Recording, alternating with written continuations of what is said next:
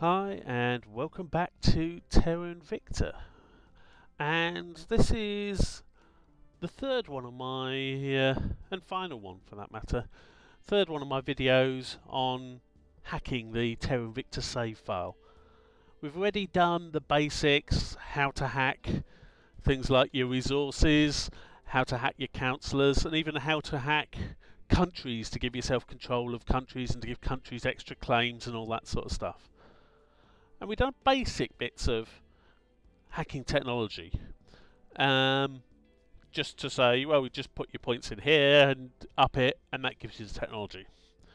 Now, this is both what you can do if you want to hack technology further, to give yourself a whole load of technologies without having to give yourself the points and load the game, advance time a bit, give yourself some more points, load the game, advance time a bit, which, to be honest, is how I would recommend doing technology editing.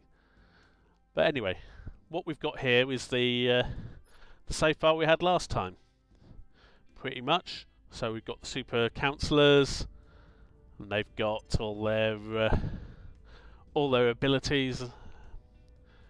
But all I've done here is I've just given them a couple of assignments, and I've also made another tweak to the save file to put 500 points into We Are Not Alone. So that basically that's how many it requires. I've put 500 in, we've contributed 500, no one else has contributed anything yet. But if we're to advance time here at this point, oops, nothing happens. And the reason is it's not doing the check until the date ticks over from the 1st to the 2nd.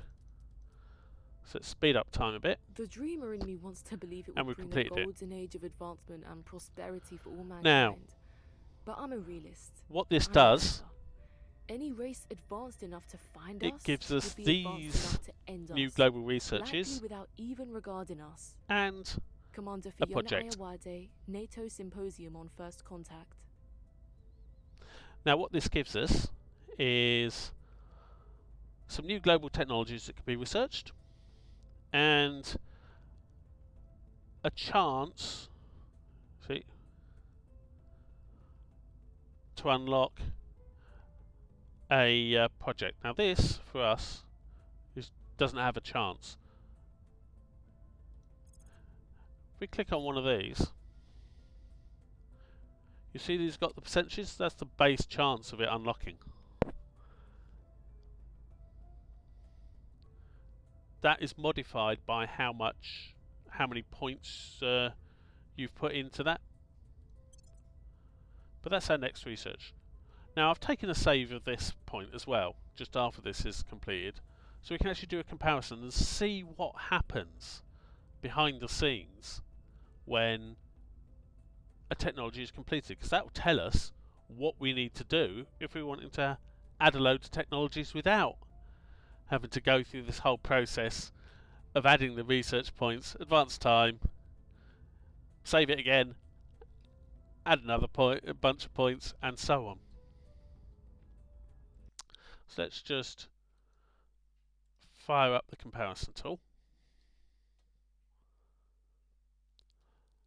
and bam, there you go. We got a whole load of red here, and this is all the differences. Now, the first thing you need to remember is there's a whole bunch of differences here because we've advanced time. So everything in the solar system has moved a bit, things like countries have grown, and so on. So this first big block here is basically all the objects in the solar system moving. This block here, this is the population in all the regions, changing ever so slightly. This big block here is basically the results of the investment in all the countries. There's a whole load of, see, so base investment points this month, how much there is in each one. There's a big section of that. And of course, none of that is related to technology. So, what is related to? Well, I can cheat because I've already looked through this file, and I know in this particular file I need to go to this line. What you're probably better off doing is searching for that, which is the start of a faction block. And here we've got faction 4442. That's not us, we are 4444. And you can see they basically contributed virtually nothing to it. But there's a history for a start against every faction of what global research you've contributed towards, and how many points you've put to, sort of what points you've put towards it. So that's the first bit you need to edit for every faction. Then obviously you've got the changes to their money and influence. Then you've got the projects. So these are the projects that are available to them at the moment. And you notice here, they got a trigger value against this bit here. And these are the projects that could become available to them, but haven't yet. See, they all started at 0, and they've sort of ticked up to 6. And then you've got project clandestine cells, which we know was unlocked by We Are Not Alone. And it's got this as its monthly trigger value, which is at 60% base, plus that figure there, which if you remember, is basically that figure. Gets tacked on the end. It's not always the case. It's more a percentage type thing, but because otherwise it would be silly with a project with like 10,000 points. You contribute 100 points to it, but suddenly you'd be over 100 here, and it'd be triggering straight away for everyone. But that's the base, and that's basically a figure based on how much they've put in. And there's their actual research they've done and what their research rates are. Some stuff on that's changed with regards to their relation to other factions. Things relating to their goals. And values used by the AI, so working out what it's short on income wise.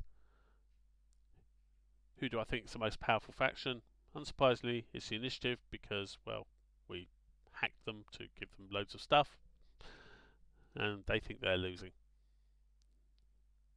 Then we're on to the next faction, 4443, and again, you've got the We Are Not Alone, you've got the changes in their income, you've got sort of the changes to the project triggers and their research. And again, all the AI stuff. Now, of course, this AI stuff isn't related to the technology being gained. That's just related to time progressing. And then 4444, We Are Not Alone. As you see, we've basically provided the vast bulk of the contribution. We have loads of resources. And if you look, because we've done the vast bulk of the contribution, we've got over 100% chance of that that project becoming available. So next time it does the check, it will go up. They're over 100. Bing, there you go. They make the role guaranteed. They've got clandestine cells that will then appear up here in the available project names, and it can be picked. And you of course get the pop-up. But this repeats for every single faction. You need to go through and need to make those changes for every single faction. Then you've got another section, 370501.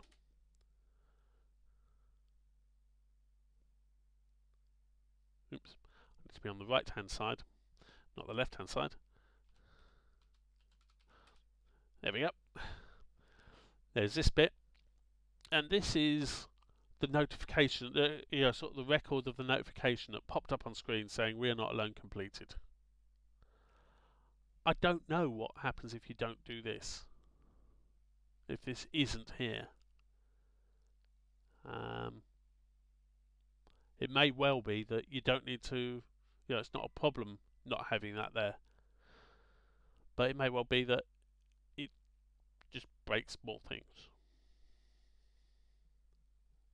And finally, we've got 71100. The actual global research list. And it's got a list in there, obviously. We've finished We Are Not Alone. And we've got the next tech we chose. And so on. So, it seems relatively simple. Until you consider, okay, say you want to add ultraviolet phasers. You'd have a massive great list of text you'd have to have here for all the prerequisites, because I dread to think what would happen if you just gave the single tech without any of the prerequisites.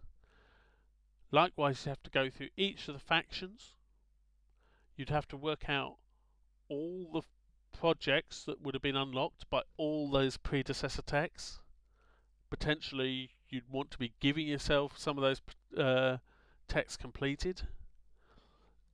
It would be very, very, very easy to just break your save if you were trying to edit a tech, which is why I think the simplest way to do it is the way I basically gave us We Are Not Alone.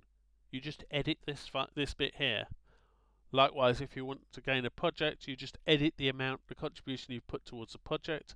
And if you want to gain a project, you can just edit the amount, edit that trigger value. Put it up to 100 or over 100, because as you saw, over 100 actually is a valid number that the game can give, because basically it's your contribution plus the sort of default starting value, rather than trying to just add all the text at once. Yes, I know you're going to be loading and saving a lot, but it's better than you sitting there going, I don't know why this isn't working, when your attempt to just do it all at once in one single edit just causes your game to crash every time. So like I say, follow the KISS principle. Keep it simple. That's the key, I think. Well, it's the key to any sort of editing in a text file like this, is keep your changes to the minimal, and you check after you've made the change rather than try and do everything all at once. Because if there are any problems and you've tried to do everything all at once, you've got no way of knowing which little bit of all the changes you've made is actually causing the problem. But anyway, that's it for my Terra Invicta hacking videos. Hope you found them useful, and well, I'm going to have to come up with something new to show next week. I have to think on that. Kith out.